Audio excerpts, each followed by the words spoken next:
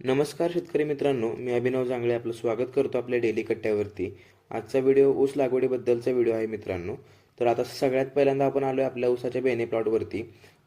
सर्व काही पूर्वतयारी आपण आपल्या गाडीतून आणलेली आहे आणि हा आपला समोरचा बेने प्लॉट जो आहे हा 8.5 महिन्यांपर्यंतचा बेने प्लॉट आहे.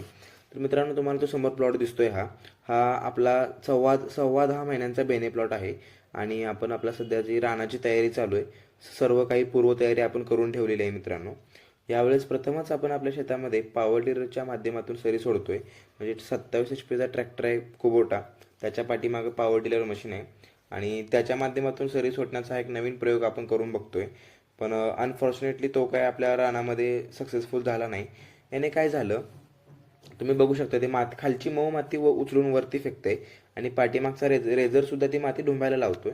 त्याच्यामुळे जी मध्ये चार असते ती चार घट्ट झाली आणि त्याच्यामुळे ज्यावेळेस आपण पाणी सोडून कांडी बुडवतो, म्हणजे कांडी बुडवून लावतो, त्यावेळेस कांडी बुडत नव्हती. मग आपण निर्णय काय घेतला, बैलांच्या माध्यमातून बळीरामचा सिंगल नांगर त्या सरीतून फिरवून घेतला आणि परत त्यात ऊसाची लागण केली.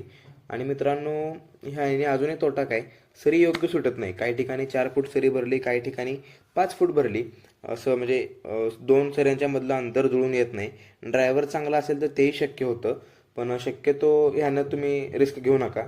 आपल्या ट्रॅक्टरच्या रेझरने सरी सोडा, ते पण सरी सोडून मग अंतर मोजा. आणि मित्रांनो, जनरली ऊसाची लागवड करताना ऊसाचे बेनं 9 महिन्यांपासून समोरचं जर तुम्ही बेनं घेतलं, जास्तीत जास्त 11 महिन्यांपर्यंत तुम्ही बेनं सिलेक्ट करा.